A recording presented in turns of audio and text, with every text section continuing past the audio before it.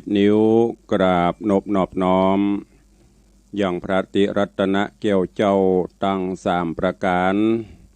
อันไม่มีพระพุทธเจ้าพระสัทธรรมเจ้าพระสังฆเจ้าอันเป็นสรณะที่เปิ่งตีเคารพนับถืออันสูงสุดในชีวิตกราบคารวะ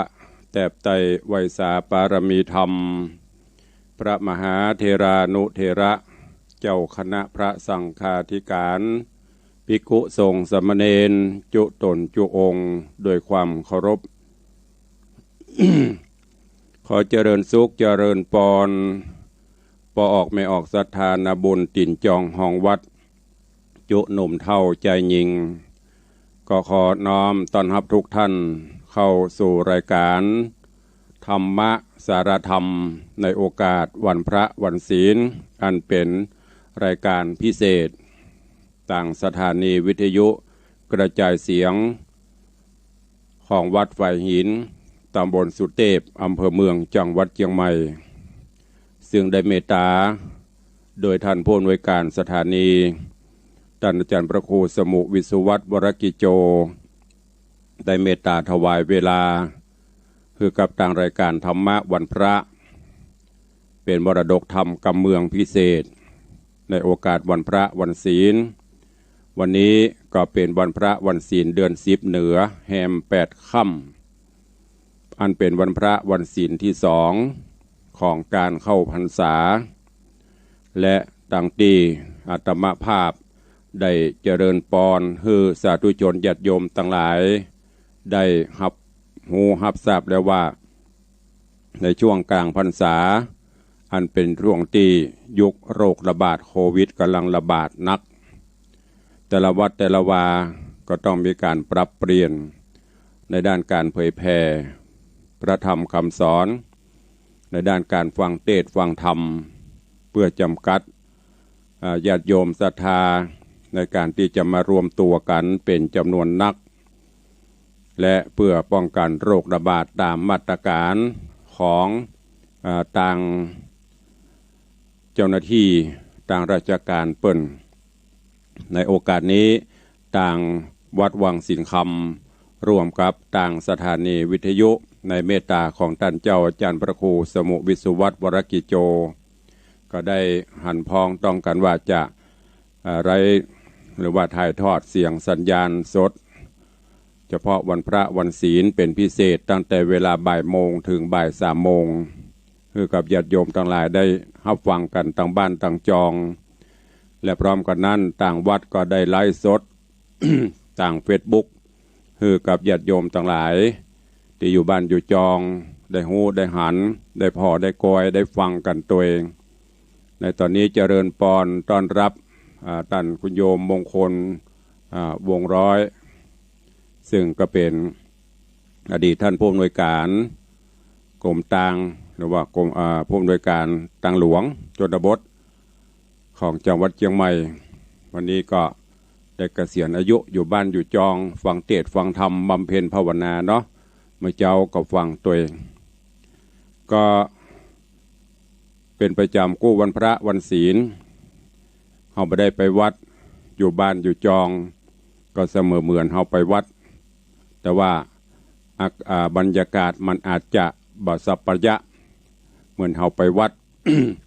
ก็เหมือนดังที่พระเดชพระคุณหลวงพ่อท่านพระครูอาทรวิสุทธิคุณหลวงพ่อเจ้าคณะอำเภอหางดงได้ปรารภไปในรายการที่จบลงไปตะกี้ซึ่งแต่ละวัดถ้าวัดพื้นที่เปิ้นกว้างขวางเปิ้นก็สามารถที่จะจัดตามมาตรการได้เจริญปอนเนอะท่านสท.สุจิลาเจริญพรคุณโยมวรุณีกำลังเข้ามาต่างเฟซบุ๊กเฟซไลน์แล้วก็วันพระหน้าก่อนเนาะสถานีที่เฮาได้อันถ้าเป็นลูกจ้างเป็นอย่างอ่ะอันออกเกษียณกับเกษียณแล้วก็เพิ่มตำแหน่งวันพระหน้านี้ก็คงจะได้ชมกันอย่างเต็มสูบหน่อย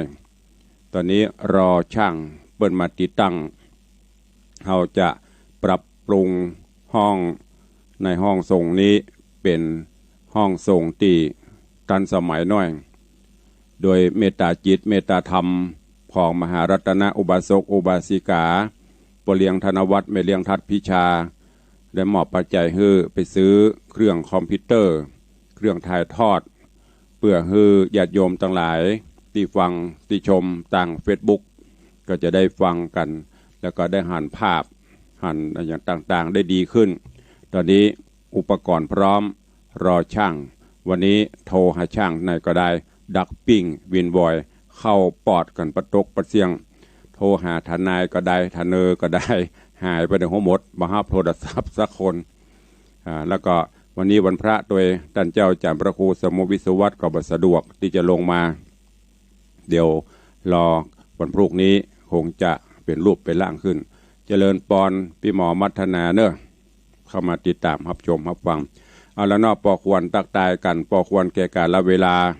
เบื้องต้นนี้ก็จะได้นำปลาปอออกไม่ออกศรัทธาเนอะมีขันดอกมีธูปมีเทียนก็จุดปูจาจุดเราจะไปละเนอะต้องนั่งเฝ้าพอตัวเองเหมือนอย่างเฮามาวัดเตรียมน้ำหยาดหมายตานเพราะว่าเฮาไล่สดกันแล้วก็จัดรายการพิเศษวันนี้คือรายการธรรมะวันพระคือญาติโยมที่บ้านอยู่จอง ได้พร้อมกันนั่นก็คือตั้งแต่เริ่มไหว้พระหับศีลฟังน้ำฟังธรรมแล้วก็จะได้สวดกรรมฐานทำสมาธิภาวนาจากนั้นก็จะได้แผ่เมตตาสุมาคารวะพระรัตนตรัยจะเหมือนเฮามาวัดณโอกาสบัดนี้ขอเมตตาเชิญชวนทุกท่านเนอะที่ฟังจากสถานีวิทยุและที่รับชมรับฟังต่างเฟซบุ๊กเฟซไลฟ์ได้พร้อมใจกันเนอะกลั่นจิตให้ใสกลั่นใจให้สะอาดได้พร้อมใจกันกราบพระไหว้พระนบธรรมและจะได้รับศีลและฟังเทศน์เป็นลำดับไปณโอกาสบัดนี้ กราบอิมินาสการเรนะพุทธังอภิปูชยามะอิมินาสการเรนะธัมมังอภิปูชยามะอิมินาสการเรนะสังฆังอภิปูชยามะอะระหังสัมมาสัมพุทโธภควาพุทธังภควันตังอภิวาเทมิสวากขาโตภควตาธัมโมธัมมังนะมัสสามิสุปฏิปันโนภควโตสาวกสังโฆสังฆังนะมามิหันธรรมยังพุทธัสสะภควโตบุพพาคณมกาลังกะโรมะเสนะโมตัสสะภควโตอะระหะโต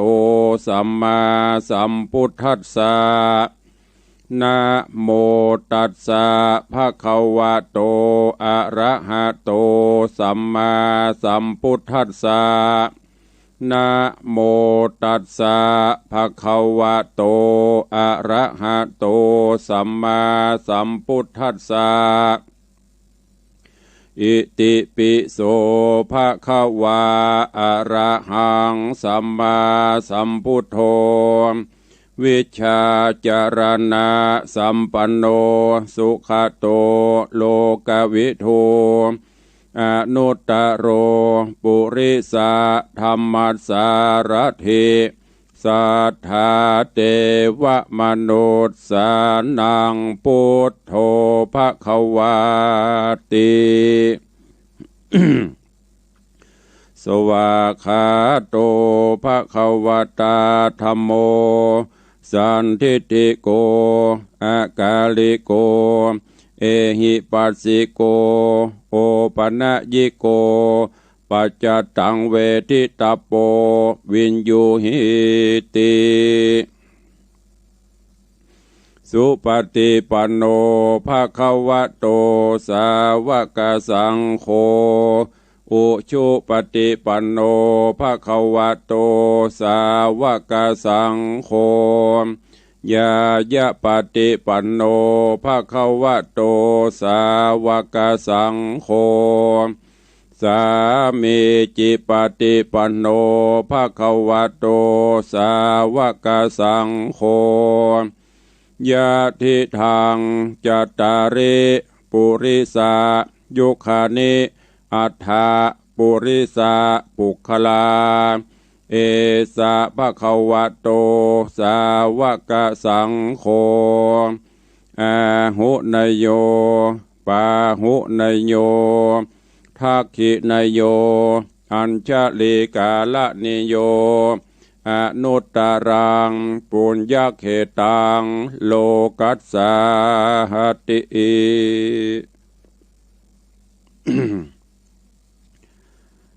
ได้ไหวพระสมทานศีลได้ไหวพระนบธรรมเข้าเฝ้าพระพุทธเจ้าตอนนี้ไป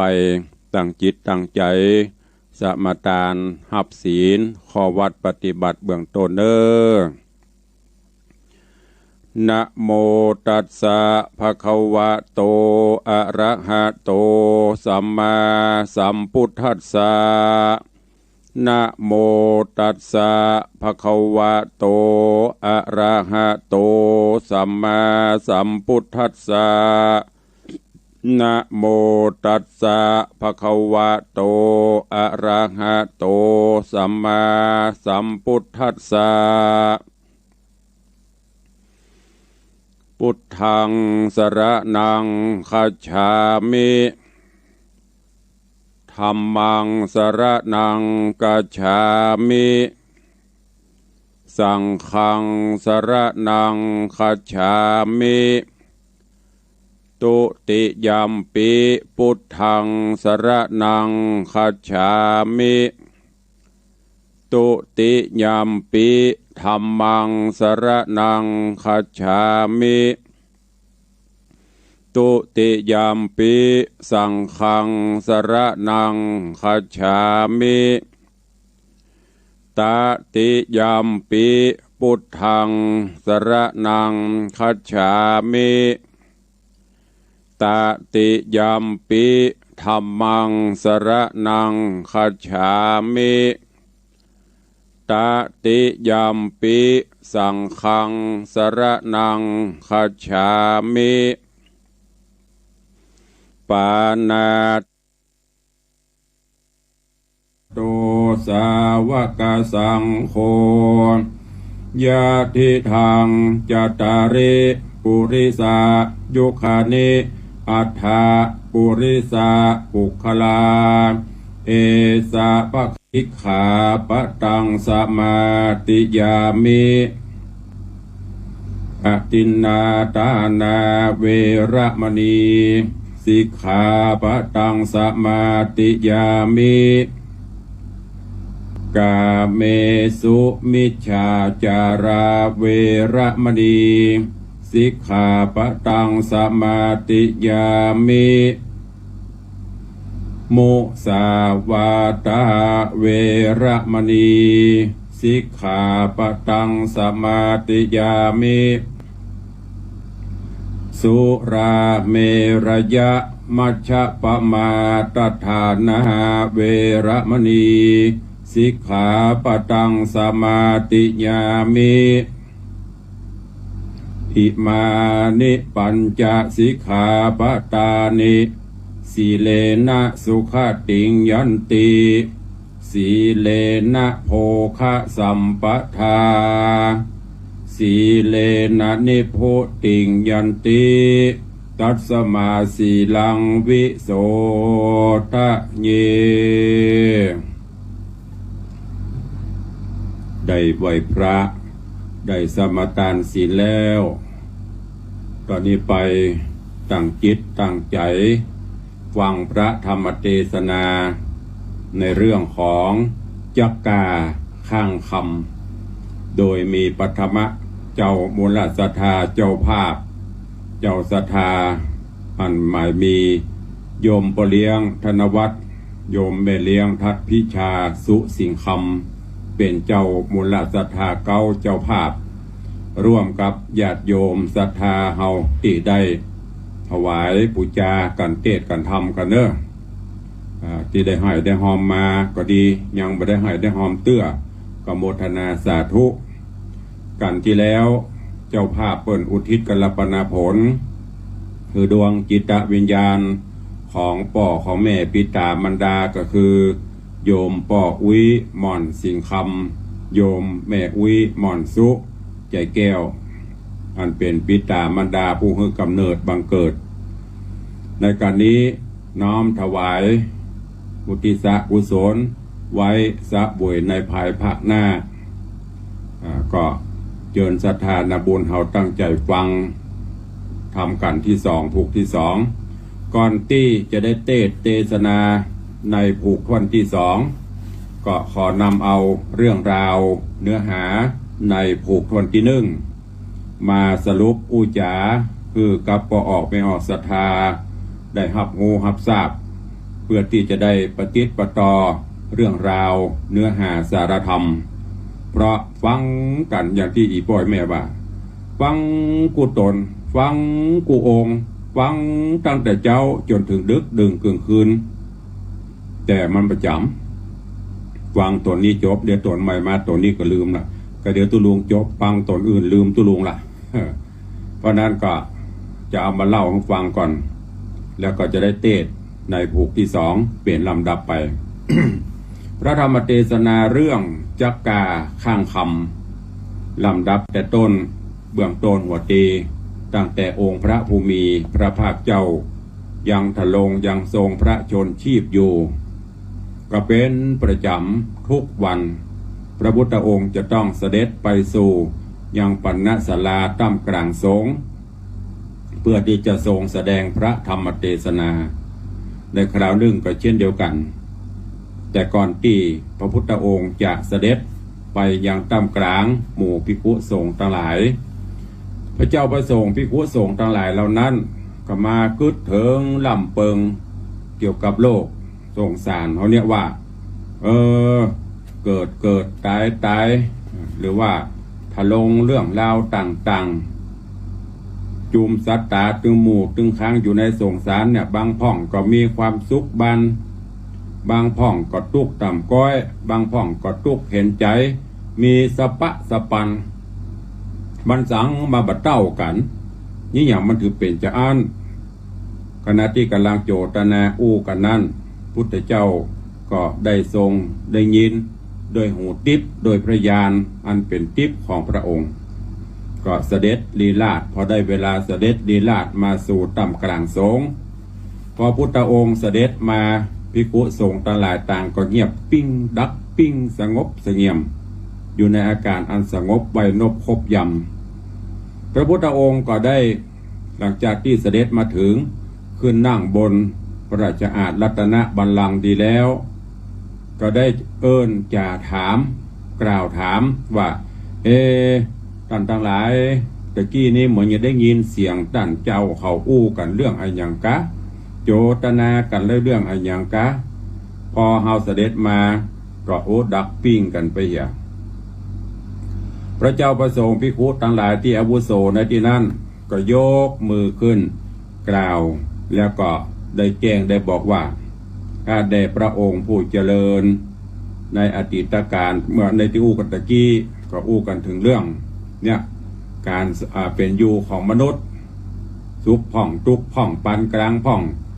มีสปะสปันผสมปมเปกันขอพุทธเจ้าได้ยกเอาเรื่องเก่าแล้วนั้นมาอู้มาจ่าให้กำเตอะพระพุทธองค์ได้ยินได้ฟังได้รับอาราธนาก็ยกเอาเรื่องราวอันเป็นที่มาที่ไปของเรื่องจักกาข้างคำขึ้นเทศนาว่าในอดีตการปางก่อนปุ้นปางเมื่อเฮายังสร้างบรมโพธิสมภารสร้างสมบารมีธรรมก็มีเท้าพญาตัวหนึ่งชื่อว่าเท้าจำปาเท้าจำปานี้เป็นเจ้าเมืองปกครองบ้านปกครองเมืองชื่อว่าเมืองจำปานครจำไว้เนอะถ้าสรุปผูกสุดท้ายจะสอบถามว่าทำเรื่องนี้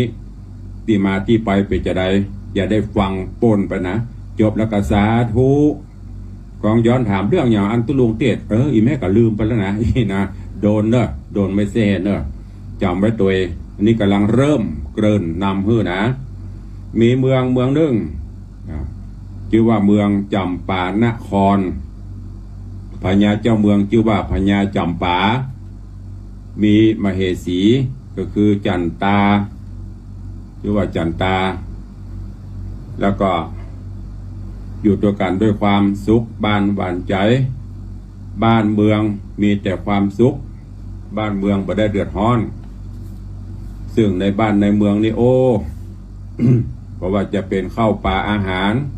เพราะว่าจะเป็นพืชพันธุ์ธัญญาหารดอกไม้กาอันอย่างการนี่เต็มบ้านเต็มเมือง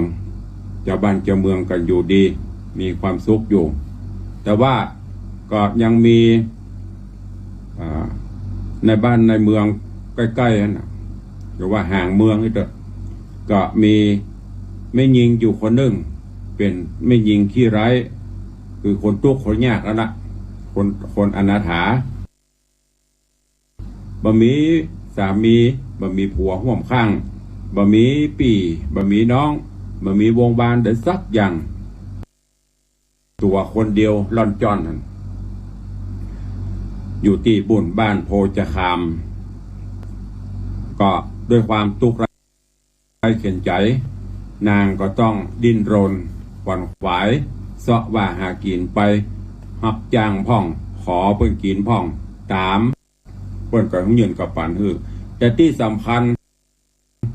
นางผู้อนาถาขี้ไร้คนนี้เป็นผู้ที่มีศีลมีธรรมถึงแม้นจะทุกข์จะยากนางก็บ่เคยไปสร้างกรรมสร้างเวรบ่เคยไปสร้างความเดือดร้อนอย่างคือไผหากินไปเสาะขอกินไปตามที่เปิ้นจะเมตตาตามที่เปิ้นจะเอื้อตามที่เปิ้นจะขุนาประกอบกับใจแรงกายแรงงานหูตัวว่าฐานะตัวเป็นจะได้บ่มีความทะเยอทะยานอะไรอย่างที่มาก็กินไปใจไปเป็นวันตามยถากรรมของเปิ้นมีอยู่คราวครั้งหนึ่งนางก็ได้ไหว้วานต่อองค์อินอมรินทร์พระอินทร์เจ้าฟ้างานกาเอามาไว้อุปถัมภ์อุปถากกานางก็ไว้อยู่ตลอดด้วยปุญญาบารมีบุญบารมีที่นางเป็นคนที่มีศีลมีธรรมบพิตรศีลบพิตรธรรมไผจะว่าไผจะด่าไผจะได้นางก็บ่ได้ถือโทษถือตาขณะนั้นที่นั่งขององค์อมรินทร์พระอินทร์เจ้าฟ้าจากที่เกยอ่อนนุ่มสุขุมก็วันนั้นรู้สึกมันกระด้างมันแข็งองค์อมรินทร์พระอินทร์เจ้าฟ้าก็ส่องทิพเนตรลงมาบนโลกมนุษย์ว่ามีอะไรอย่างเกิดขึ้นจ้า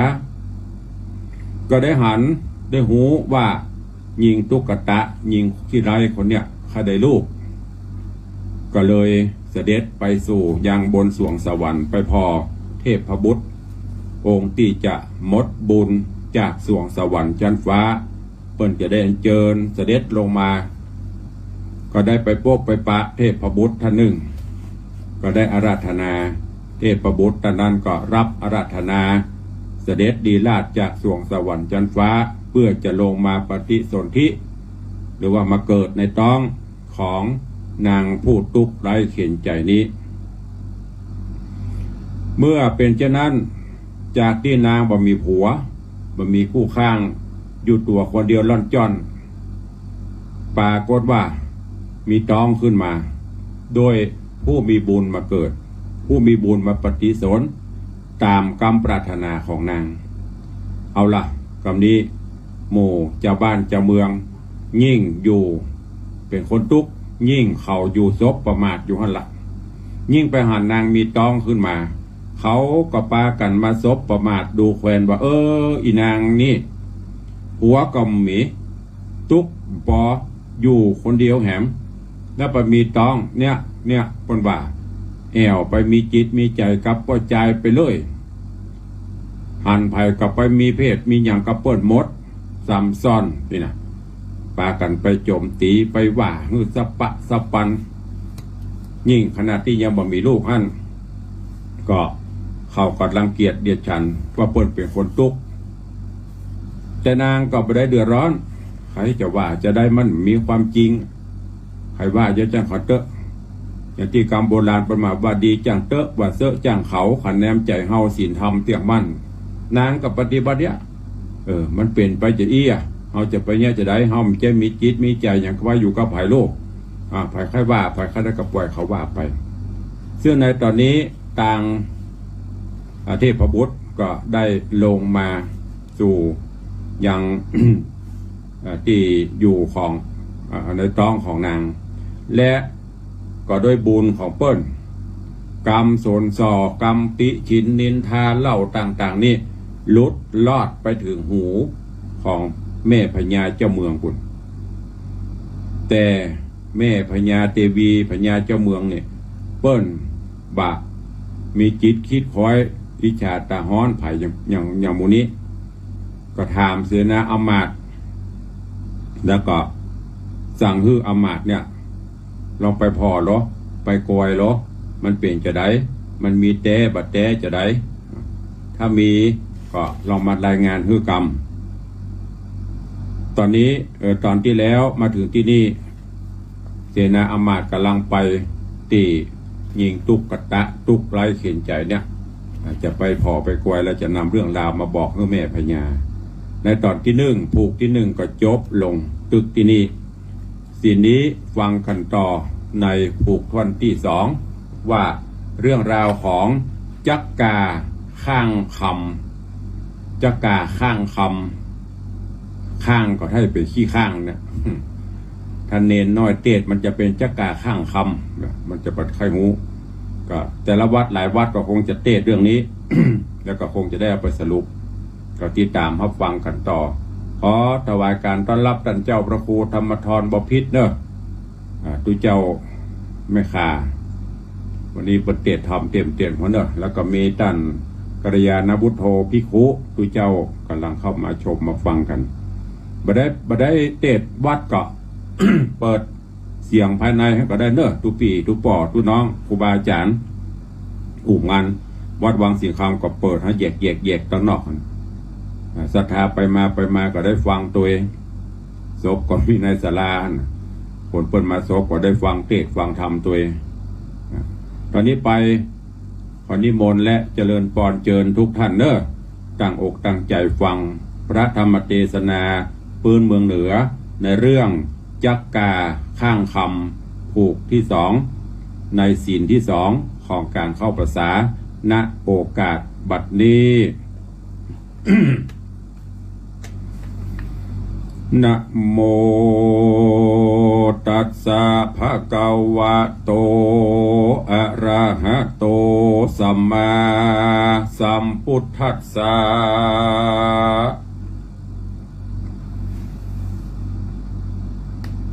สาเตเวตุกาจังกิสังอนาคากัญญังทิสติติสาทะโวดุราสัพพุริสาตังหลายตังยิ่งใจน้อยอันเป็นถอยหน้าดำเพื่อฟังธรรมพระพุทธเจ้าตนเป็นเก่าแก่มุนีจุงฟังดีจำที่เอาเป็นที่พิจารณาจะได้เจียมจ้าเก่าอูสูบทราบกูควรทำจะเป็นกรรมตัวถอยติดจ่องหอยตัวไปเฮาจะไขบอกเราตามอาจารย์เจ้านับมาป้อออกเปออกศรัทธาหน่อยใหญ่หูแจงไฟตามนี้บัดนี้แหละนาสาเทวีอันว่านางเทวีแม่เจ้าการว่าหันนางดอดเนาอนาถามีกาญาเหลืองเปิดบ่พาเสดเรื่องงามก็จะทำกล่าวถอยว่าดูรา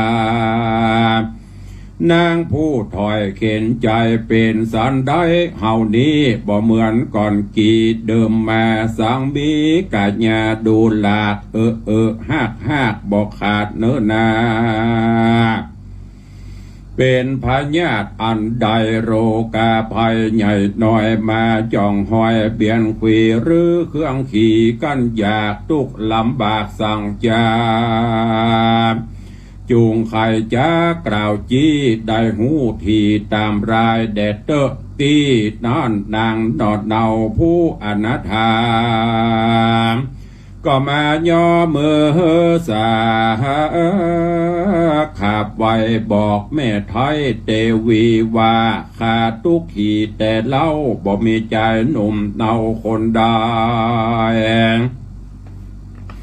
มานอนในห่วมข้างอยู่อ้างว้างตนเดียวตุกเป็นเกลียวสรำขาดได้พร่ำทะพาน ว่ามีผู้เท่าปั่นดอกไม้ข้าก็เอาเสียบไว้แซมผมดอกอุดมวิเศษก็มาลุดจากเขตเกษาลอยไปมาในอากาศแล้วก็หยาดลงสู่ยังที่อยู่ปัทวี คนโลกีน้อยใหญ่ปากันน้อมไว้นับมัสการบ่เมินนานเลยราคานิหากก็ฟื้นลวดสะดุ้งตื่นมื่นตา7 วันมานอนโสดตัวข้าลวดพร้อมเหลืองวันนะบ่เรืองดังเก่าขอแม่เจ้าเตวีได้ผานี้แผ่โพดงดเว้นโตดขาน้อยอันตุกตำก้อยเครื่องขี่ร้อยกำมีแต่ไทยได้สร้างไว้ปางลางมาตันอย่างจัดนี้จริงได้เป็นดังอีขี่ญาทาลงขับพาต้องใหญ่และนาแม่เจ้าเฮยตีนานางเตวีหน่อยนาดฟังโอกาสขี่ญาอันนางอนาถามมากล่าวก็หูข่าวหันตันจิ้งไข่ปันกล่าวจีว่าเมืองนี้สอนยากใจมักอยากกามะกุลเมื่อปลายโลนสูดซอยจับได้ลูกน้อยใส่ใจหาปอดในบ่อใดเมืองยากไรเครื่องขี่เอาตุกมีมาคอนจับได้เดือดห้อนไปลางน้ำตาปังอาบหน้าตุกเข้าแย่ดินใส่ย้อนหันใจบอดไหลจริงห้อนไม่ตุยมา ถ้าลงขับผ่าดังอีนางเตวีกล่าวจีจะใครว่าดูรานางเข็นใจเฮ้ยผู้ถอยโตดใหญ่น้อยเมืองนางกูเต้าห่อควางยศอาจอนุญาตวางปันเมืองจุงพันคืนสู่ยังที่อยู่เกหามอย่ากังขากิ่งคองอยู่ในห้องตูบหน่อยมึงจุงก้อยสวดสดีเตอะเนอว่าอันแล้วนางนอกแก้วอนาถา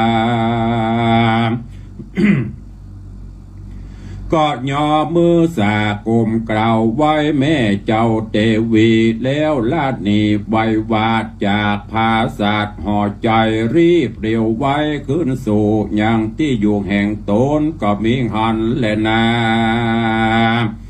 เอโกอิทิโยคำพะโลอันว่านางคุตกะนั่นใส่ขับพระใหญ่เลวปาน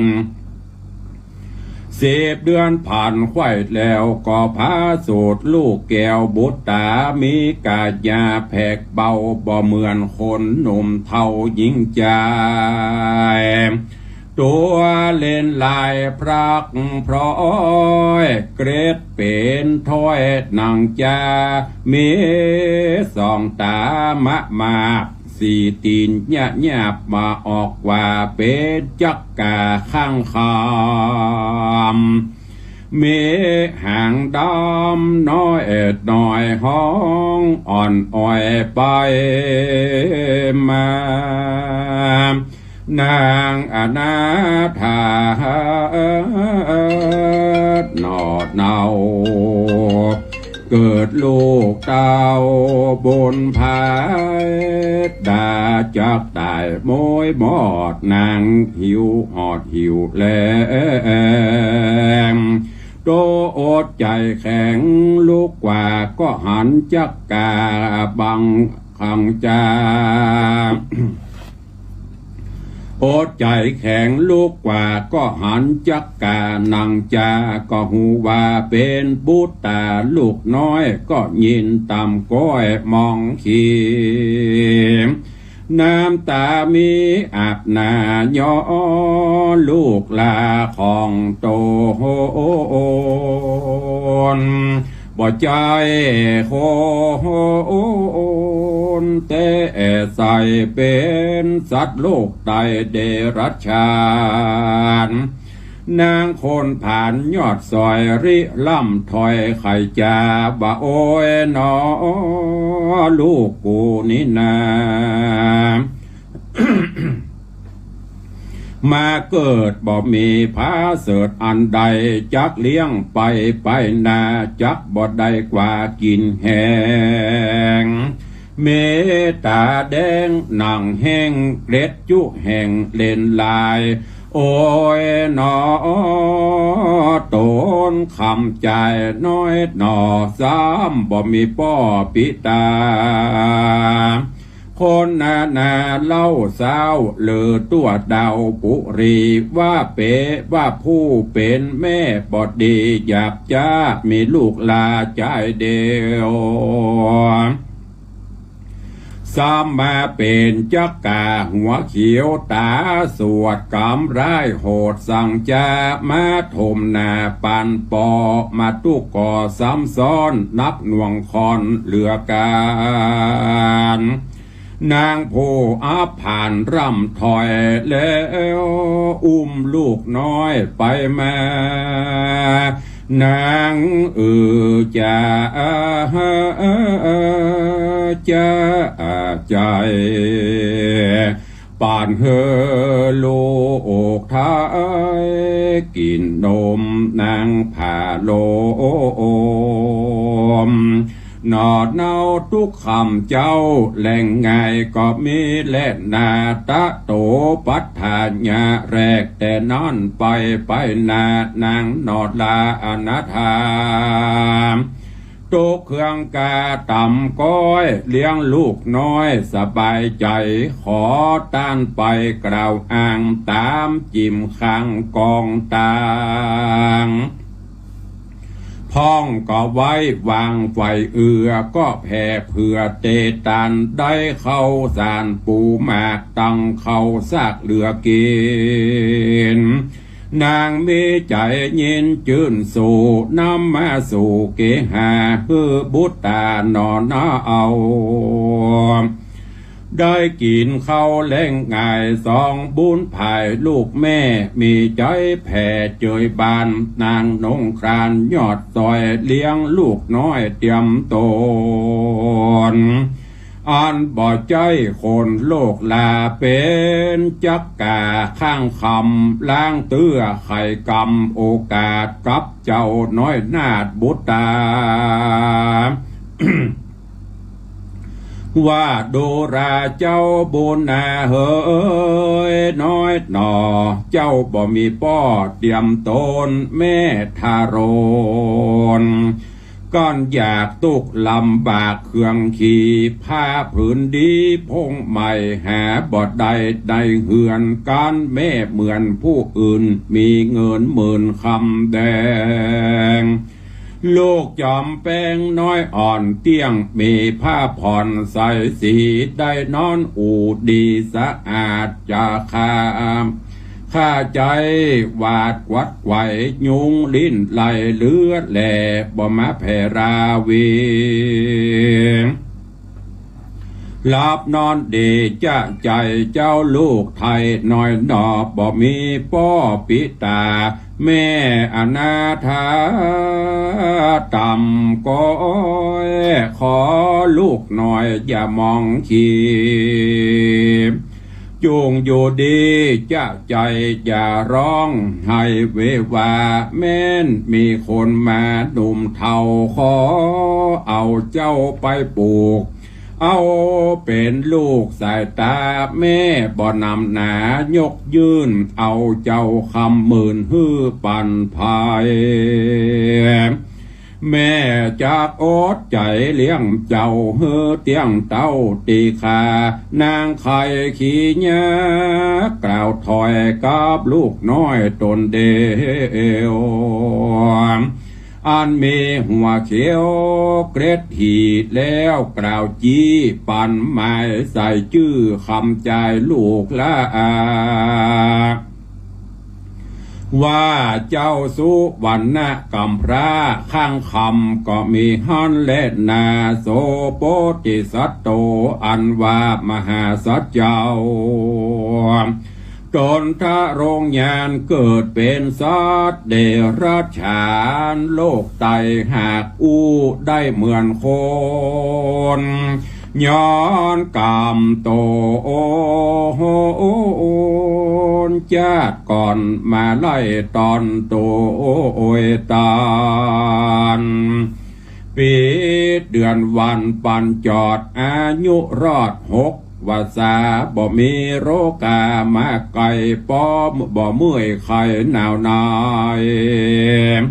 ลางเตื้อไปสอดล่าตามน้อยป่าดงดานได้จีนกว่างฟันหลายหลากอันเป็นซากมาน้อยสอดดงไพรป่าไม้ลางเตื้อใดเงาบัวของเป็นหัวลายแหล่มาฮือแม่สายตาหนอพุทธายอดสอยกึดข้าคอยอย่างต้นวัดตัวเป็นคนกำพระสามต่ำจ้าตกผ่านจากเนี้ยการช่วยแม่ตามจักแป้มีแห่งกือแต่งแปลงมัดคาดอย่างฟากหยาดตรงไหลลุกสุมไฟนึ่งเข่าตักน้ำเหล้าหาลัวบ่เมามัวแอวเล่นลบหลีกเว้นเสียการนอโปธิญาณน้อยนาดกึดถ้อยวาดนาก็มีหันและนาตีนี้จากวันนาจะกล่าวถึงต้านเต้าจำปาอยู่พังกาภาศาสตร์บ่ไม่มาดมองผ่านสุขสำราญจะใจกับนางนาไทยเตวีเมินหลายปีขวบเขาบอกมีลูกเต่านอดเนื้อได้สืบเชื้อวงใหญ่จุมคนในไพรราชตั้งอำมาตย์เสนากลางใครจะกล่าวอูบอกเล่าสู่หลายหู10 หูจูเป็นร้อยจะกล่าวถอยเงาไปว่าเต้าห่อใจยศอาจสะบวยราชมานานเศษนะหันไพ่ไตสุขบานไข่ยิงใจเต้าบุญไผ่เป็นเจ้าเอาดาล่วงเข้าปัดชิมมะไวบ่มีสายใจหนอเนื้อจักสืบเชื่อแต่นเมืองการเต้าบุญเรืองยศเงากำหัดเฮามาตานได้ดาบผ่านมวยมางละเมืองกวางห่อใจจากมีภัยนานเล่ามาเป็นเจ้าแต่นเมือง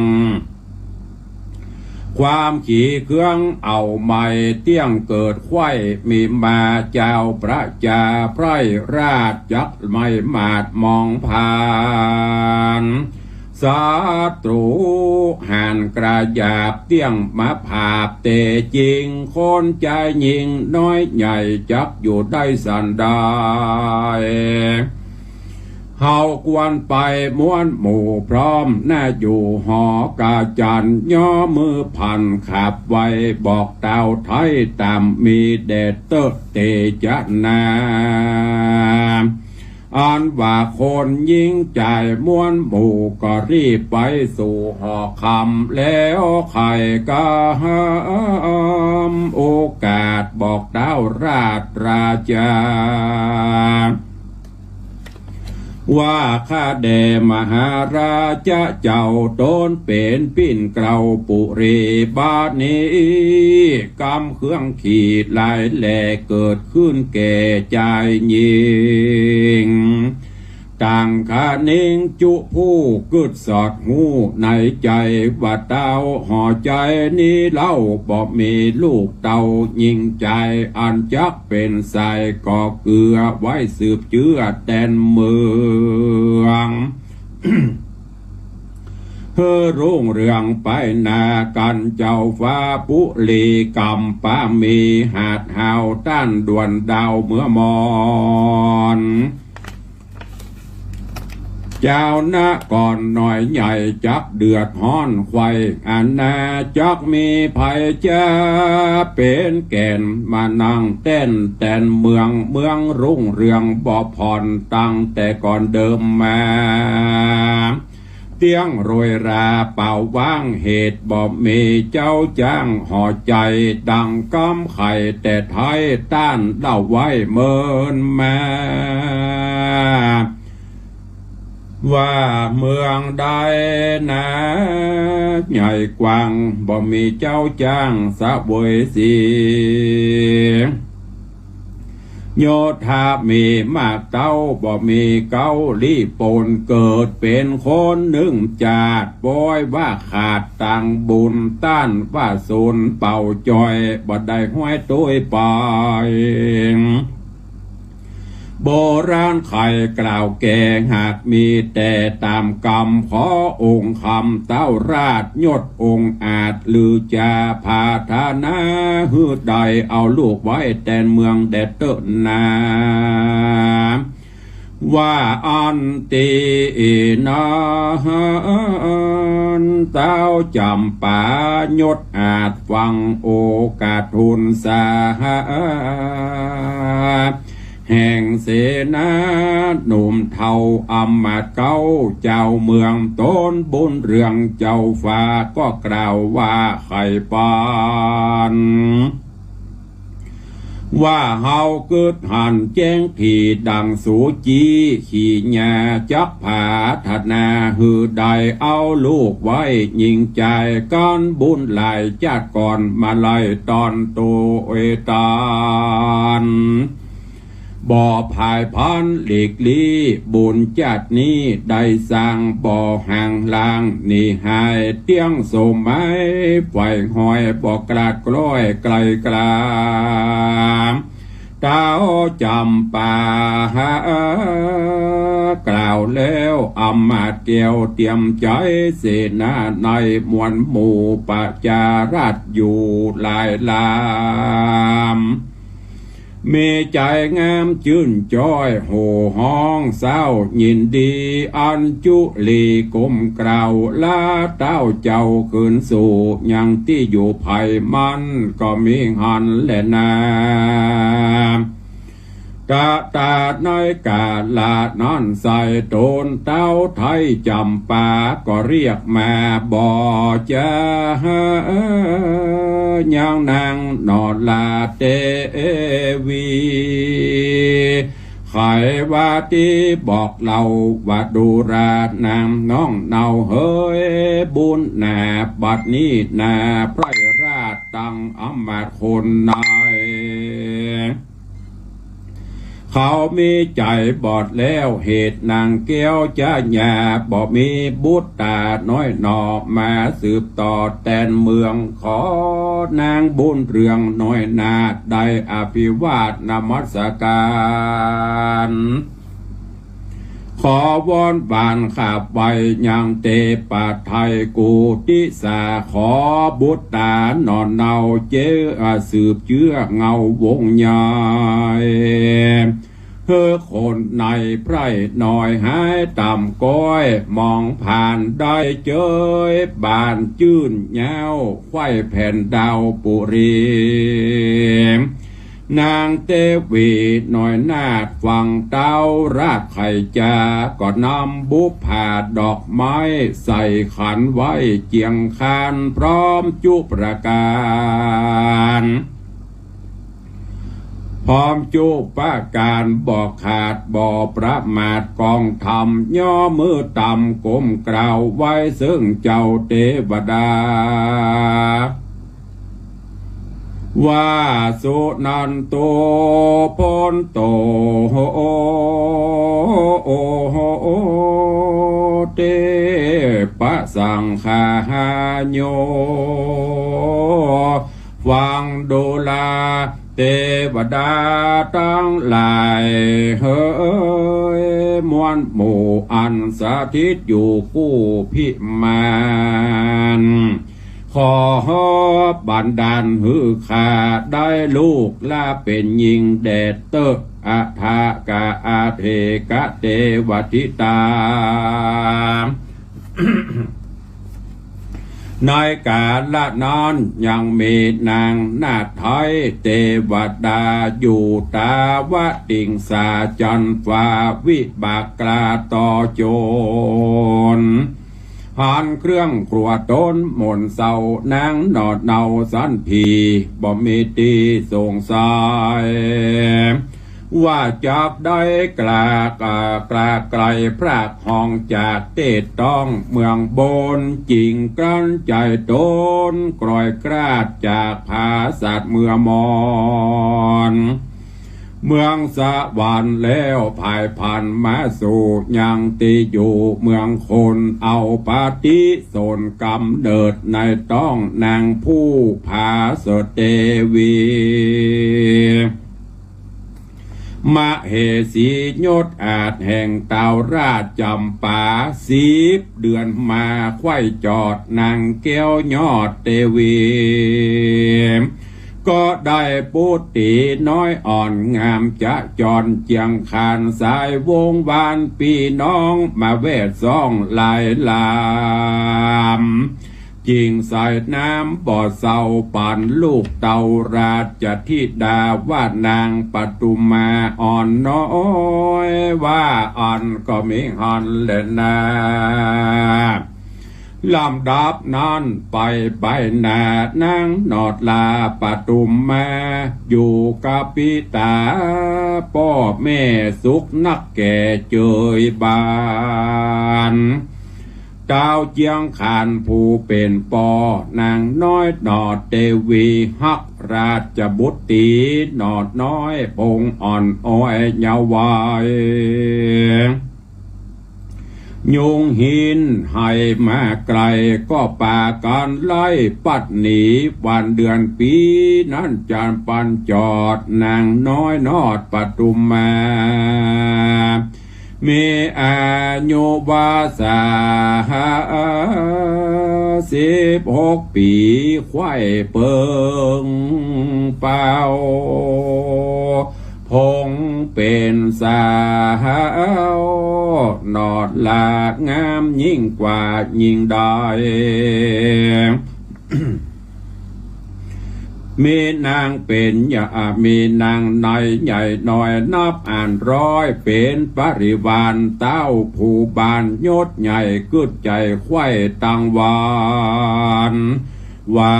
สาลีสุพันหน่อยนาดกวนอยู่ภาษาใสสีเพื่อบ่ฮือเจ้าปุรีต่างเต้าหรือตั้นดาวแดนไกล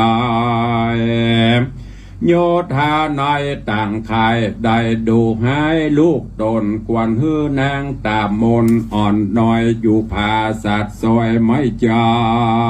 นอันมีกันทะวันหอมหื่นเป็นที่จื่นเอาใจกันเต้าห่อใจต่างเตดมาสู่เขตเล็งหานยังภาษาไม้จันใหญ่กว้างฮือเขาเล่าอ่างเลือจะเต้าจำป่ากึดแล้วใจป่องแผ่วเจยบานจริงมีราชองค์การโปรดขาดฮืออ้ำมาต่างตาป้ากันมาอยู่เฝ้าแล้วบอกเล่าปันมาว่าดูแลอำมาตลายเฮยมวนหมู่จุงไปสู่ดงตานเอาไม้จันมาสร้างแปลงผาศาสตร์กว้างใสสี7 จันมีเป็นขนาดอย่าหือได้ขาดอันใด20 วันไปฮือแล้วอย่าฮือกราดแกล้วสักอันเตอะเนอว่าอันแล้วอำมาตเกี่ยวต่างตา ตั้งเสนาหนุ่มเทารีบหับกำเต้าเจ้าปุรีก็ไขว่าตีกล่าวถอยลาเต้ายอดซอยคืนสู่ที่อยู่ไปมันก็มีหันแหละนะปุณนาติวะเสกันรอดบรรลุนรุ่งเจ้าอำมาตย์เก่าและเสนาอันหับอาญญา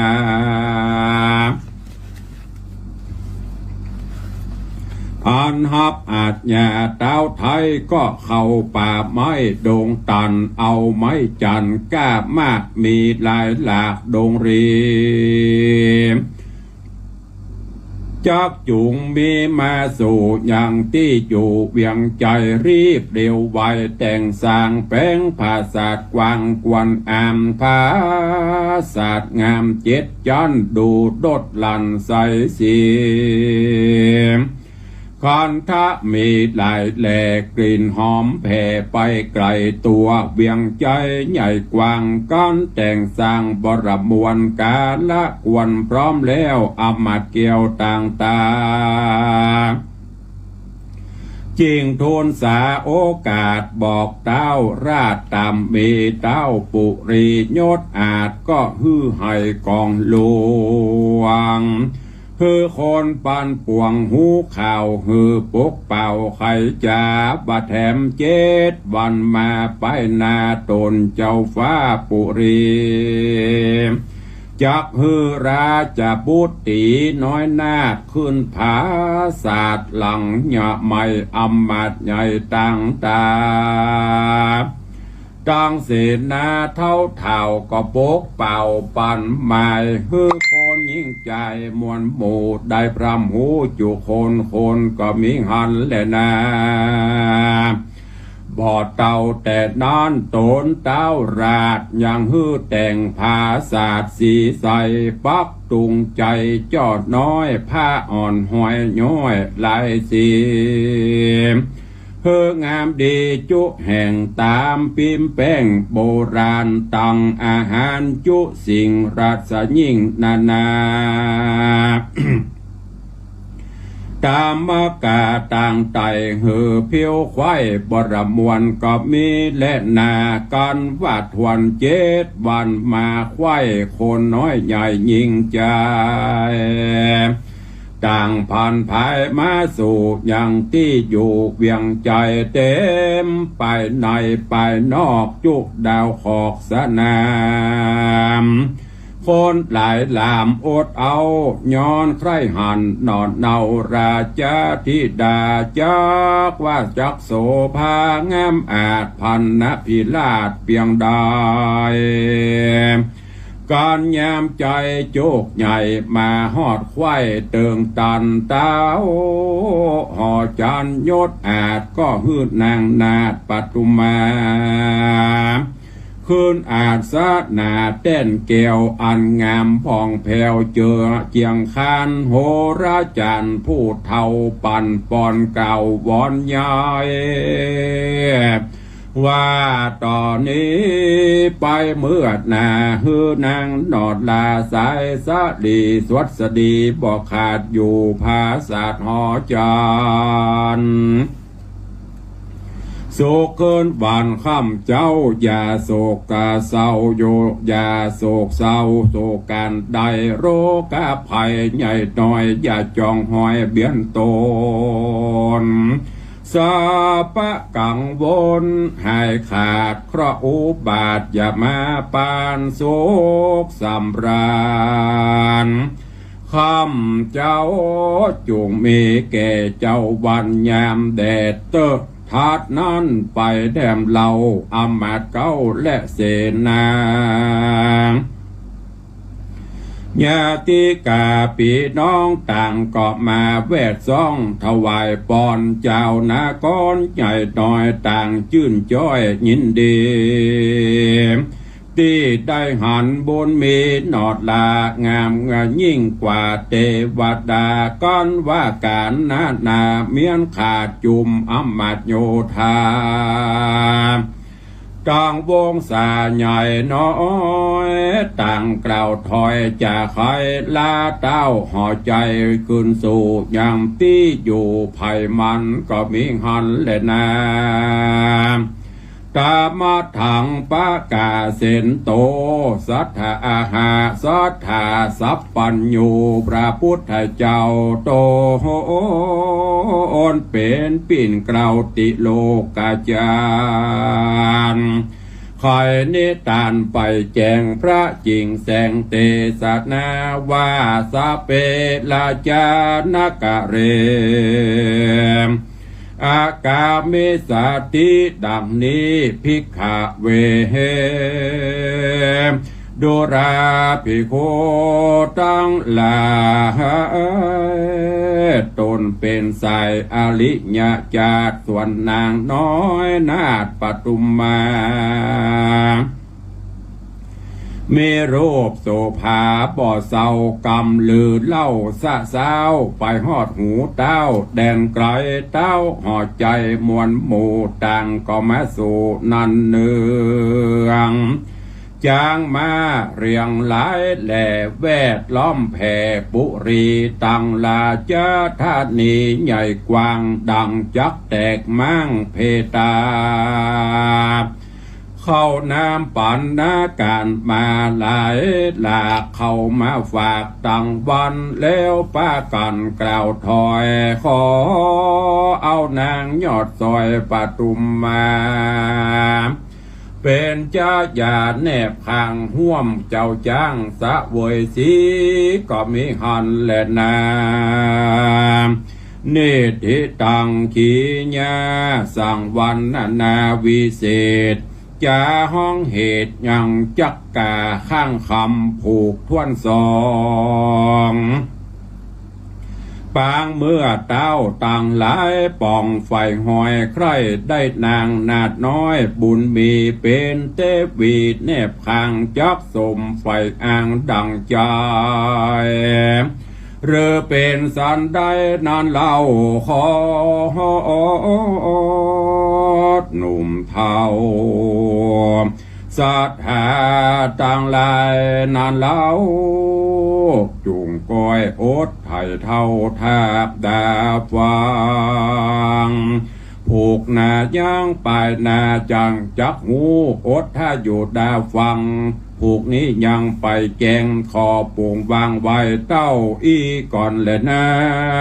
นิติตาก็บังโกมสมเรศสะเดชจักกาข้างคำยกปริปุณนังไปอันเป็นผูกทวนที่สองตาตุลุงก็มงมังเนอะวันนี้จะเจ้าช่วงบ่ายช่วงค่ำวันนี้ก็ยังมีอยู่ฟังแล้วเก็บแกะก้อนไก่เอาแก่นเอาสารน้อมนำไปประพฤติปฏิบัติเนอะก็น้อมต้อนรับท่านเจ้าดร.อนุวัฒน์หรือท่านมหาเชนอันนั้นไผ่แหมเป็นภาษาอังกฤษตาก็บอกให้หันเนอะไม่ใช่บอกหันตามาเป็นฟูฟีไผ่เนี่ยสมพรกับสมพงษ์เป็นภาษาอังกฤษถ้าอ่านผิดก็ขอประทานอภัยเนอะจักกาข้างคำตอนนี้ออกมาแล้วนะตอนตีนางลูกกะตะมันมีลูกใครได้ลูกอ่อนบอนขอตอนนี้เทพบุตรลงมาจุติในต้องนางก็บ่มีผัวอยู่คนเดียวแต่ต่อมาตัวเป็นเปิดเป็นเหลืองซ้ำมีต้องแหมเขาก็เล่าขานกันไปสปะสปันต่างๆนานาจนแม่พญาหูสั่งเอาตัวเขาเฝ้าสอบถามไปถามมาเปิ้นก็เกิดความอิดูปลดปล่อยหือปิกจนกระทั่งบัดนี้ครบถ้วนไตรมาสเกิดลูกออกมาตัวลายคุยยุย กระงอกหัวตะป๊อบมีสีแข้งเนี่ยไปเป็นจักกาข้างคำก่อนที่ตามฟังไปเนอะวันนี้มาเล่าสุดเถอะเวลาน้อยลงละเวลาอยู่ด้วยกัน2 ชั่วโมง ตอนนี้ผ่านไปละเหลือเวลาแถม40 นาทีจะหมดเวลากำเดียวก้อยฟังต่อในวันศีลหน้าเด้อในรายการพบกันวันพระหรือรายการวันพระธรรมสวนะเป็นประจำบ่ายโมงถึง3 โมง 2 ชั่วโมงต่างสถานีวิทยุพระพุทธศาสนารื่น FM 104.50 และก็ต่าง Facebook เว็บไลฟ์ก็จะเล่าให้ฟังไปเป็นตอนถ้าเล่าตอนนี้เดี๋ยววันพระหน้าถึงไหนแล้วก็ตัวลุงลืมไปละจะกล้าจะเป็นจะใดเขาจะเอาไปย่างไปคั่วกิ้งกันก็ให้ติดตามฟังไปเนอะวันนี้ก็โป่งวางไว้เต้าอี้ก่อนก็ตอนนี้ก็เราจะได้เตรียมพร้อมก็เดี๋ยวจะได้นำศรัทธาสวดกรรมฐานเสร็จก็จะนำปลาไหว้พระนั่งสมาธิพอประมาณและหลังจากนั้นก็จะได้แผ่เมตตาแล้วเหลือเวลาใต้รายการตักตายกันก่อนเลิกลากันเดี๋ยวก็พักสักแป๊บเนาะเจ้าน้ำเที่ยงเหมือนวัดนะอันนี้ไล่สดตัวจะลุกไปเนื้อก็ดูกระไร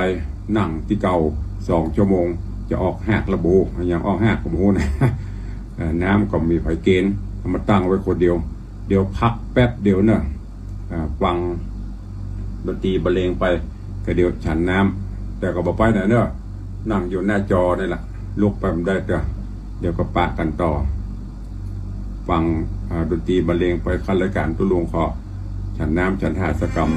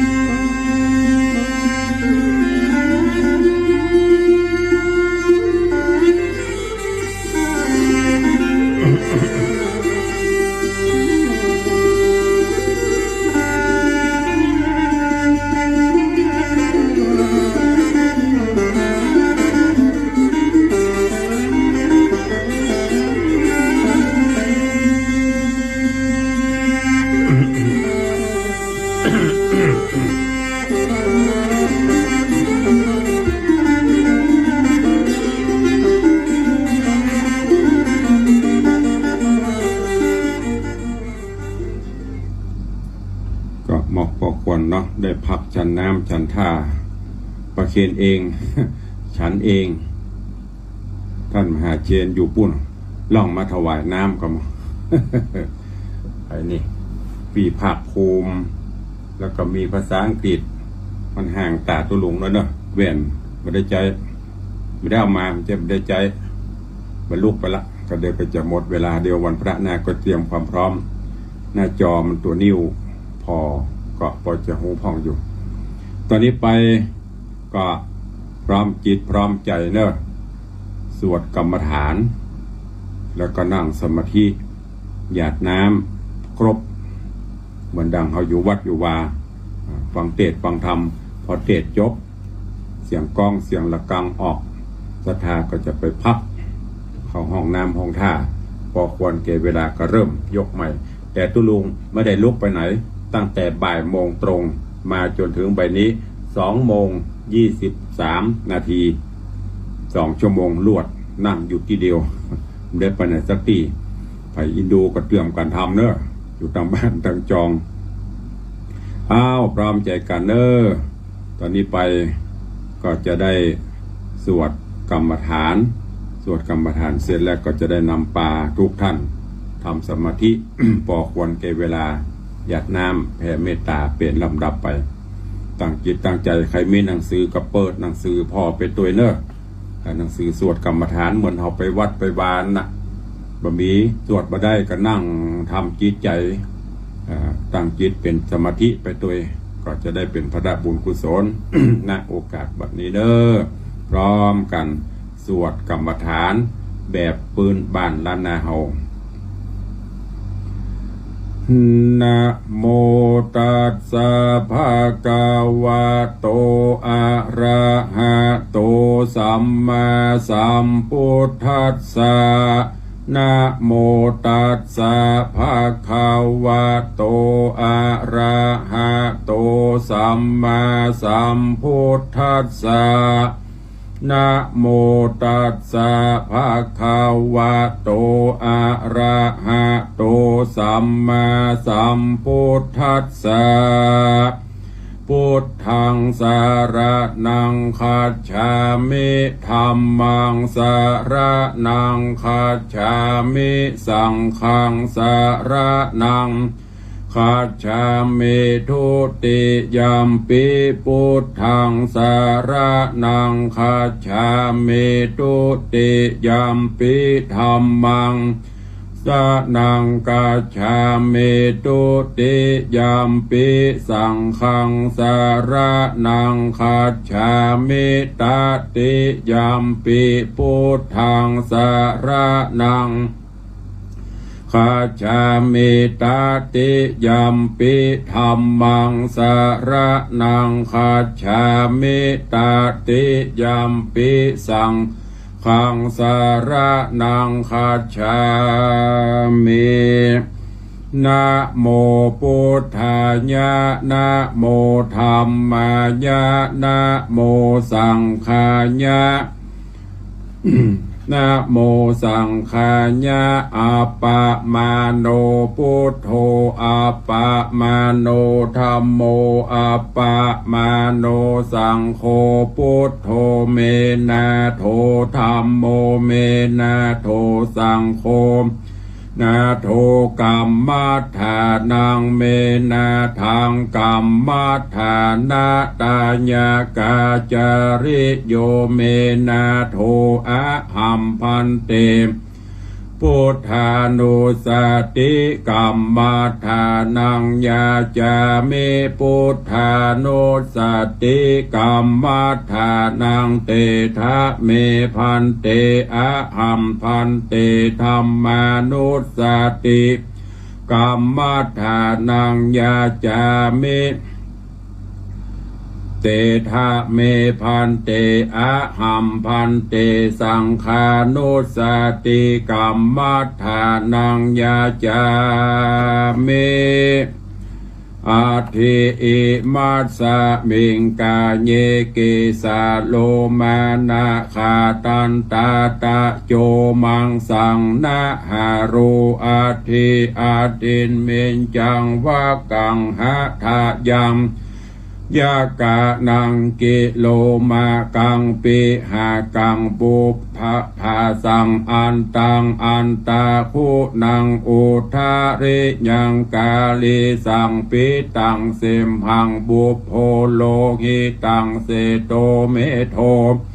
อาสุวัสสะเคโลสิงคานิกาลาสิกามุตังมัทธาเกมัทธาลุงคันติทวัตติงสากาลั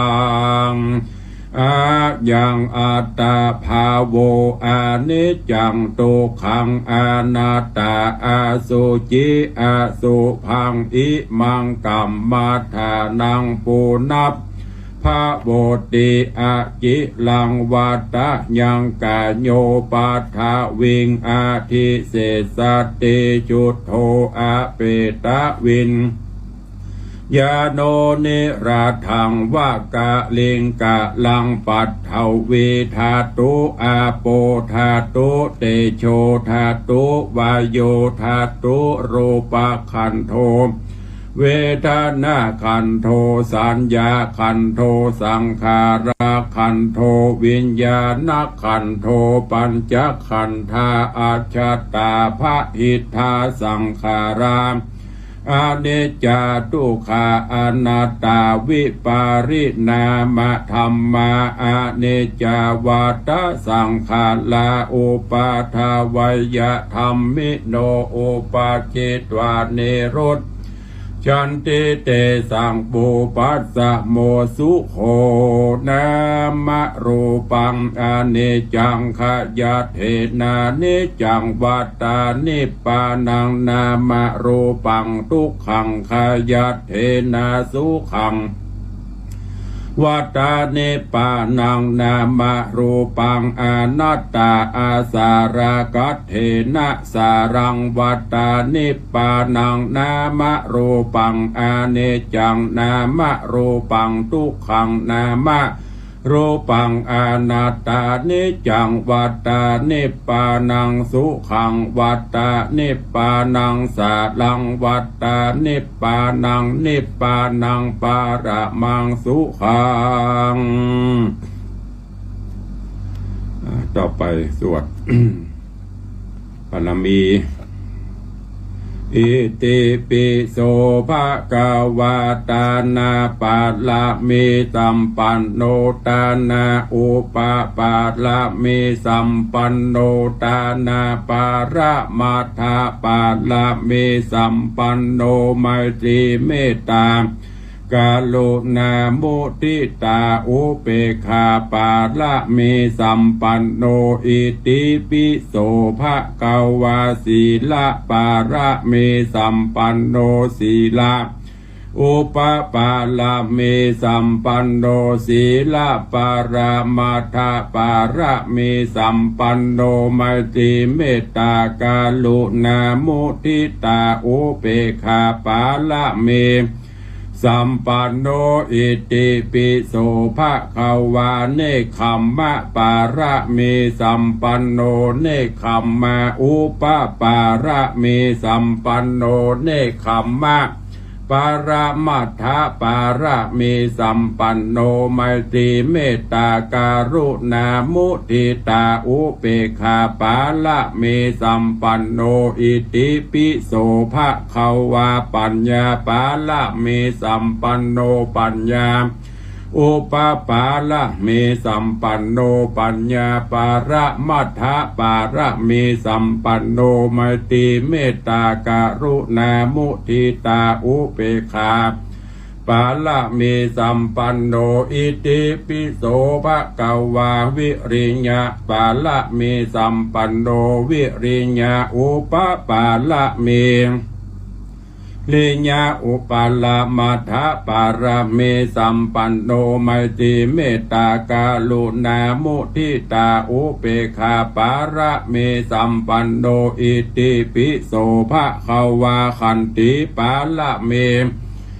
สัมปันโนขันติอุปปาระเมสัมปันโนขันติปาระมัทธปาระเมสัมปันโนไมตรีเมตตากรุณามุทิตาอุเปกขาปาละเมสัมปันโนอิติปิโสภะคะวะสัจจะปาระเมสัมปันโนสัจจะอุปปาระเมสัมปันโนสัจจะปาระมัทธปาระเมสัมปันโนไมตรีเมตตากรุณามุทิตาอุเปกขาปาละเมสัมปันโนอิติปิโสภะคะวะอธิฐานะปาระเมสัมปันโนอธิฐานะอุปปาระเมสัมปันโนอธิฐานะปรามัทธปาละเมสัมปันโนไมตรีเมตตากรุณามุทิตาอุเปกขาปาละเมสัมปันโนอิติปิโสภะคะวะเมตตาปาระเมสัมปันโนเมตตาอุปปาละเม สัมปันโนเมตตาประมาทาปาระเมสัมปันโนไมตรีเมตตาการุณามุติตาอุเปคาปาระเมสัมปันโนอิติปิโสภะคะวาอุเปคาปาระเม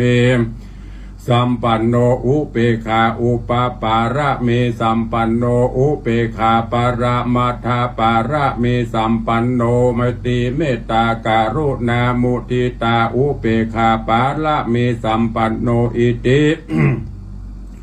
อิติปิโสภะคะวาทัสสะปาระเมสัมปันโนทัสสะอุปปาระเมสัมปันโนทัสสะปาระมัทธะปาระเมสัมปันโนไมตรีเมตตาการุณามุติตาอุเปคาปาระเมสัมปันโนอิติปิโสภะคะวา อะหัมปิโหมหิจติธัมโมจติอนาติโตหันตาหังกันลายานังกโรมิกาเยนะวาจามนาสติอะหัมปิโหมหิจราธัมโมจลาอนาติโตหันตาหังกันลายานังกโรมิกาเยนะวาจามนาสติอะหัมปิโหมหิพญาติธัมโมพญาติอนาติโตหันตาหังกันลายานังกโรมิกาเยนะวาจามนาสติอะหัมปิโหมหิทุกขธัมโมทุกขอนาติโตหันตาหังกันลายานังกโรมิกาเยนะวาจาญะมนาสติอะหัมปิโหมหิมรณะธัมโมมรณะอนาติโตหันตาหังกัลยานังกาโลมิกาเยนะวาจามนะสาติ ตอนนี้ไปเชิญทุกท่านเนอะได้นั่งทำสมาธิภาวนาพอควรแก่กาลเวลาก็อันไหนที่ได้ตั้งจิตตั้งใจแผ่เมตตาอธิษฐานจิตเอาคนเดียวของไผ่ของมันแล้วคำเดียวเราจะได้สวดแผ่เมตตาหยาดน้ำใต้รายการเนอะเชิญทุกท่านอธิษฐานนั่งสมาธิพอควรแก่กาลเวลาโบราณด้านนาคนบอกว่าการทำสมาธิเต่าแม่ไก่ก้มเกี่ยวกินน้ำงูแลบลิ้นจางกับพิบกลางพับหูงูแลบลิ้นก็เป็นพละบุญละตั้งจิตตั้งใจเริ่มปฏิบัติหายใจเข้าหายใจออกฮือยาวๆฮือลึกๆบางท่านอาจจะใจพุทโธภาวนาอธิษฐานบางท่านก็อาจจะใจสัมมาอรหังบางท่านก็จะใจยุบหนอพองหนอก็สุดแล้วแต่เนอะถนัดอันใดเกยใจอันใดก็นำไปใจเพื่อให้เกิดสมาธิบังเกิดขึ้นทุกท่านทุกรูปทุกนามเริ่มปฏิบัติณโอกาสบัดนี้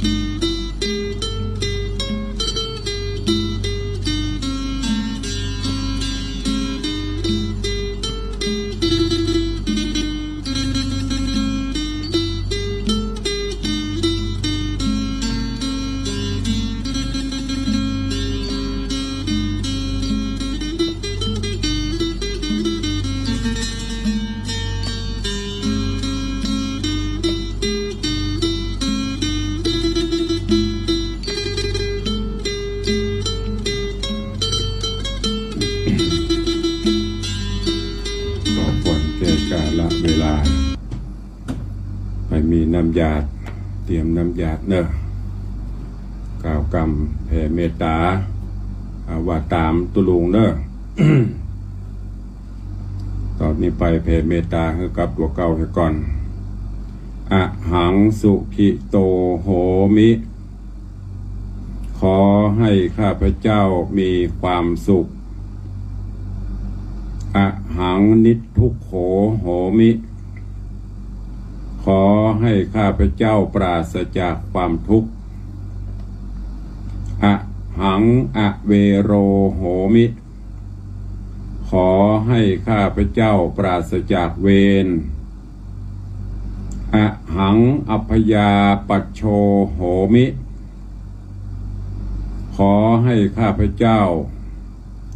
ปราศจากอุปสรรคอันตรายทั้งปวงสุขีอัตตานังปริหารามิขอให้ข้าพเจ้าจงมีสติสัมปชัญญะอยู่ทุกเมื่อรักษากายวาจาใจให้พ้นจากความทุกข์ทั้งปวงเถิดสัพเพสัตตาอะเวราโหนตุสัตว์ทั้งหลายจงอย่าได้มีเวรแก่กันและกันเลยอัพพยาปัชชาโหนตุจงอย่าได้เบียดเบียนซึ่งกันและกันเลยอนีคาโหนตุจงอย่าได้มีความลำบากกายลำบากใจเลยสุขีอัตตานังปริหารันตุจงมีความสุขรักษาตนให้ยิ่งขึ้นไปเถิด ตอนนี้ไปกรวดน้ำแผ่เมตตาแบบปืนบ้านล้านนาเมืองเหนือเฮาเนออิตังตานากัมมังเนปานาปัจจโยโหตุโนเนจังอิตังศีลากัมมังเนปานาปัจจโยโหตุโนเนอิตังภาวนากัมมังนิพพานาปัจจโยโหนตุโนนิจังยังกินจิกุสลังกัมมังสัพหิอัมเหหิกาตังปุญญังโนอนุโมตันตุสุนันตุเยเตวาอาสามิงทาเนอาทิกาตาติคายุกาสัทธาหุนตุสัพพะสัตตาสุขีอัตตานังปาริหารันตุมาตาปิตาสุขีตาหุนตุทุกขปามุตตุสัพเพ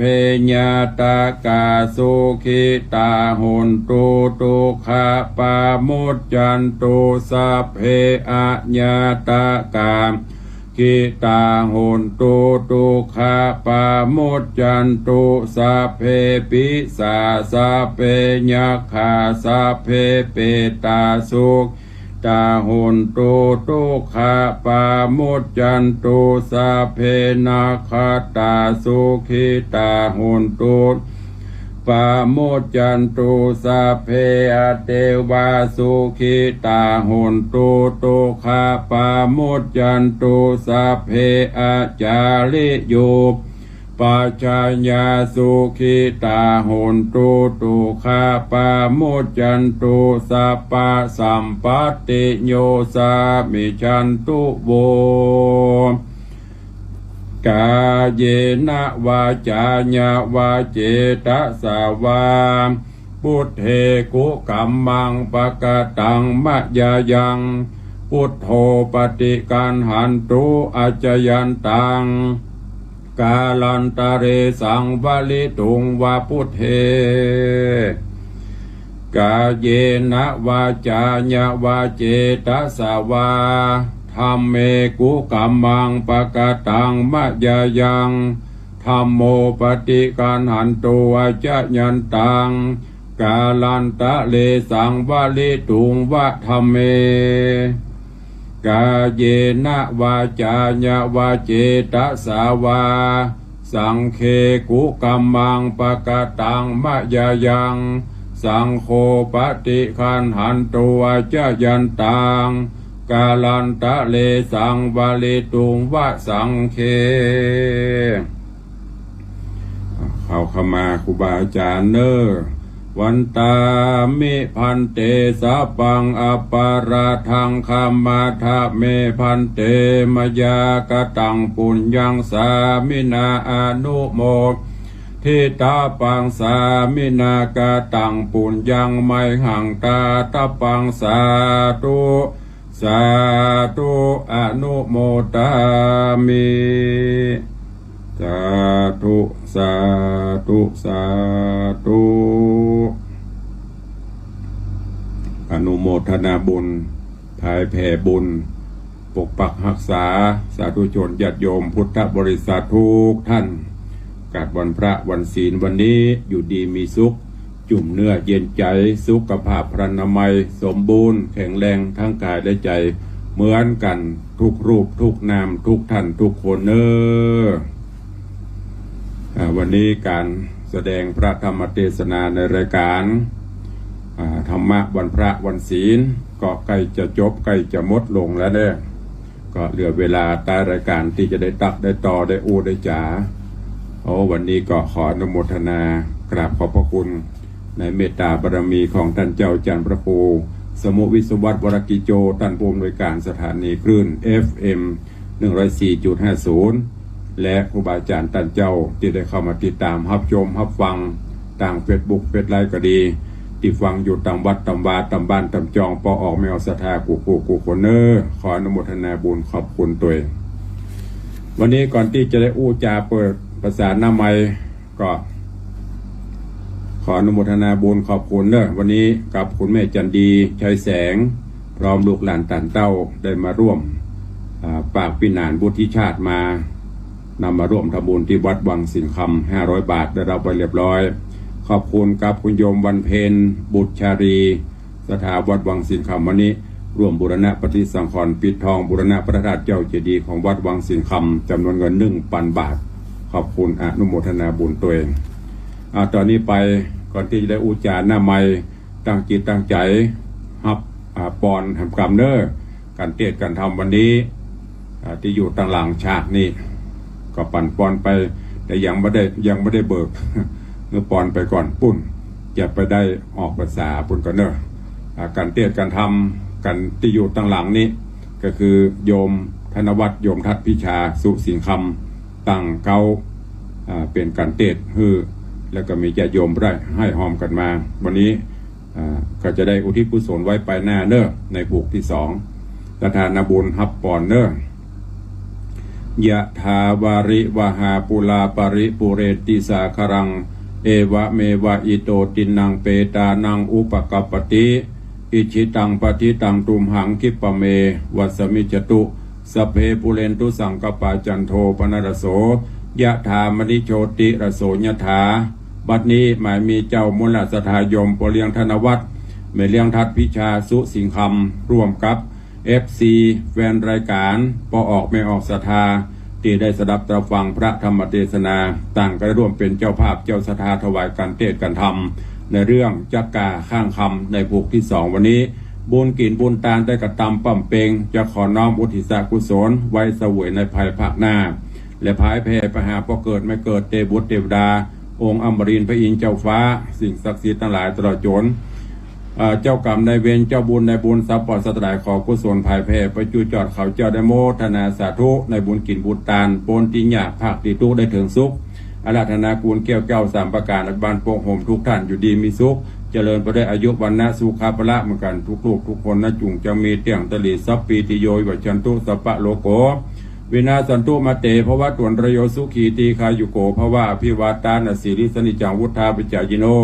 จัตตาโลธรรมาวัตันติอายุวันโนสุขังปะลังอนุโมทนาบุญกับทุกท่านเนอะ วันที่21เดือนหน้าเนอะจะไปละไปลืมงานของเฮาที่จะมีก็คือการประกอบพิธียกยอดฉัตรขึ้นประดิษฐานบนเจดีย์ซึ่งฉัตรนี้ได้จัดสร้างด้วยทองคำบริสุทธิ์น้ำหนัก9 บาทล้อมรอบด้วยพลอยอัญมณีพลอยบุษราคำก็จะได้น้อมนำขึ้นตั้งไว้บนพระธาตุเจ้าเจดีย์และเนื่องในโอกาสอายุวัฒนมงคลวันเกิดของอาตมาภาพด้วยเนาะเชิญทุกท่านตัวเอาใครจะอู้จะเอ่ยจะจ๋าตัวเวลาเหลือแถมประมาณ6-7 นาทีใต้รายการวันนี้อยู่ด้วยกัน2 ชั่วโมงก็จะเหลือเวลาไว้อู้ไว้จ๋าเพื่อใครอู้ใครอู้ตัวก็เข้ามา0817836540ใครจะให้จะหอมกันเทศกันทำเนอะตลอดพรรษาก็เข้ามาได้ซึ่งก็ตอนนี้ต่างโยมธนวัฒน์โยมทัศน์พิชาสุสิงคำตั้งเป็นปฐมฤกษ์กันเทศกันทำ50,000 บาทท้วนนอกนั้นก็มีศรัทธาให้หอมมาตลอดภาษาใครจะให้จะหอมก็เจริญปอนเจริญปอนพ่อเลี้ยงธนวัฒน์ว่าไว้สาครับใจใส่เป็นบุญใจคุณเป็นบาปใจดีเป็นพระพุทธใจบริสุทธิ์เป็นพระธรรมใจดีแต่งามทุลุงในวังเนอสาธุสาธุเตียงทองไว้สาครูบาเจ้าทั้งหลายเนอที่จะเข้ามาดูมาชมมาไหว้มาสาครูบาวิจิตรศิลาวรทุลุงในวังเนอไหว้สาทุกตนทุกองค์เนอสาธุโอ้ทุลุงในวังของเราดิรักษาดูแลพระธาตุเจ้าวัดวังสิงคำก็ศักดิ์สิทธิ์เหมือนกันเนอไหว้สาเหมือนกันเนอใครได้เงินใครได้คำอยู่ดีมีสุขก็พระธาตุก็มาไหว้มาสาเนอบอกกับพระธาตุวัดวังสิงคำของเราวันนี้ไปอย่ารวยบัวน่ะโอ้วันนี้บนตกฝนแล้วลงมาชุ่มเย็นแท้ขึ้นแล้วโมเกิดหูขึ้นไปถึงพระอินทร์เทพุทธเทวดาพระอินทร์พระพุทธเลยฝนตกอ่ะฝนตกอ่ะน้ำไหลเย็นไปนี่ก็ได้เราได้คันดอกดีได้ประจุไปยินฝนตกตามวันตามคืนก็ตกดอกไม้ใกล้ขึ้นลื่นสาธุอนุโมทนาเนอะบุญรักษาเอาคนอื่นจะได้อู้ตัวเองเอาละ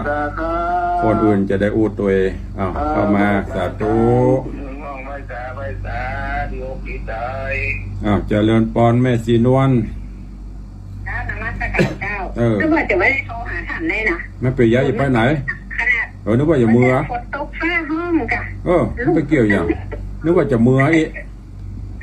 ไปมือจะได้บอกเฮ้ยมือเตื้อไม่จะหอมกันทำตลอดพรรษา300เลยไปปอยฮะน่ะสินตั้งแต่5 บาทมันมีตัวเองอ่ะต้องสินละ100อย่างแควนเลยกะสินละ100แต่แควนกะกันทำวันเกิดท่านอ่ะทั้งหมดเนี่ยไม่ใช่ไม่จะโอนไปพร้อมกันเท่าไหร่มันเกิดเท่าไหร่ว่ามา1,000 บาทอันจะแควนหน่อยทีนี้มันลดเป้าไปหาล่ะทำมาถึงเป้านี่ไงขนาดจอมตึงวันเอาไปจอมเอางัดของเปิดนี่แต่งัดแบ่งมันเนี่ยบรรลุละเสางัดของกันลักของเปิดนี่แต่ตู้โอเล่นมาได้ไหมแต่ได้ก็ได้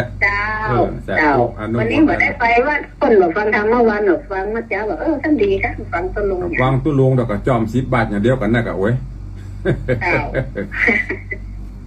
อนุโมทนาเนอะสาธุเดี๋ยวแม่จะโอนไปพร้อมกันสาธุขอบคุณโยมแม่สีนวลลันจวนปัดติ้วกันทำ300วันเกิดแถม 1,000เสียเอาไปเล่นไปได้เนอะญาติโยมเนอะบางคนหมูตุลุงสวกน้ำปลาสวกนะถ้าสวกมานั่งเตะนี่แหละก็ต้อง2 ชั่วโมงนี่เจ็บหลังเจ็บแนวนี่ฝนตกเนี่ยหูอยู่ในห้องฝนตกแดดออกฟ้าห้องกับหูเหลียวพอวันนี้ยินปลวงปเลี้ยงว่าฝนตกเหลียวพอในกล้องโอเคว่าฝนตกเขาอยู่นี่หูตกหูตกกับหูเข้ามาใครจะอู้ตัวเข้ามาเด้อวันนี้หมานกำลังได้การทำของแม่สีนวล300ตัวลุงตื่นเอียนเนี่ยอู้แต่พ่องเล่นพ่องเนี่ยแต่ลำกับบดีเล่นลำกับบดีโยมแม่ละอองแก้วตั้งแต่พ่นอยู่คนเดียวนี่ให้แซ่บเนอะ ปีนี้มาห่วมกันเด้อโยมนวลศิริหินเขียวเจริญปอนภาษาข้าพระครูตามข้างพระครูทางเจ้าข้างพระครูอยู่ดวดเข้ากรรมฐานเจอท่านอยู่เนี่ยจบกรรมฐานแล้วอีมาขอท่านหลวงเจ้าบอกเว้ยให้ตามท่านอยู่อะไรอย่างเลือกกรรมฐานนะท่านบอกพอดิบอกเว้ยบอกเจ้าถ้ามันมีเดิมพันสม่วนกว่านี้อันนี้เดิมพันมีก็เลยไปตามน้าบุญมาเองกันมีแต่หน้าตรงนี้เนาะน้าบุญลงมาตรงนี้ถ้ามันแบบนี้ตะเบียนเนาะสาธุอนุโมทนาเจริญปอนเนอร์สาธุอู้กันนัวไข่หัวกันม่วนเซลกันไปเล่นกันไปที่แน่ๆปะโต้ตู้ดวงเจ็บแอวเนี่ยนั่ง2 ชั่วโมงนั่งเก้าอี้นะถ้าเป็นนั่งพับเพียบนี่มันไหวเนอะ2 ชั่วโมงไม่ได้ลุกไปไหนเลยสายต่อไปแหม4 นาทีสุดท้ายใครจะอู้จะจ่าตัวเข้ามาเด้อมีก่อน4 นาทีสุดท้ายมีไหมถ้ามีก็จะได้ปล่อยเวลามีก็ขจายกิ้งก้างเข้ามาถ้าออกไอรายการแล้วหลังไม่ต้องโทรแล้วเนอะยังจะลุกไปจะเก็บเก็บโทรเข้าตัวก้นโลมาฮับแล้วเด้อมาเปิดเครื่องโทรก็โทรมาถ้าออกรายการแล้วไม่ต้องโทรยกเว้นภารกิจจำเป็นอันโยจะโทรมาตักตายเพื่อกำลังขอมาหน้าไม้เนอะหลังไม้ไม่ต้องโทรเดี๋ยวกำลังปิดเครื่องยังกำลังจบรายการป๊อบปะโต้ตั้งหลังไม้ยาวเหยียดเก็บเครื่องเก็บอย่างโยมันได้ยี่อย่างละเนาะมีไผอู้แล้วเนาะพอควรเก็บเวลาเหลือเวลา4 นาทีคืนเวลาสถานีก็มากับฟังดนตรีบรรเลงไปเนาะไหวละเจ็บแอวนั่ง2 ชั่วโมงละก็พอควรเก็บเวลาได้นำปลาสวดมนต์กรรมฐานไหว้พระฮับศีลเป็นที่เรียบร้อยตอนนี้ไปก็ฟังดนตรีบรรเลงไปจนกว่าจะถึง3 โมงก็เดียวตังคลื่นสีขาวเพิ่นจะลิงต่อไผ่บรรลุไปไหนไผ่บะก่ายไปแกนจะกันนั่งฟังกันต่อเนออยู่ดีมีสุขอายุมั่นขวัญยืนเหมือนกันจูตนจูองจูผู้จูคนเนอจัตตาโรธรรมาวัฏันติอายุวันโนสุขังปะลัง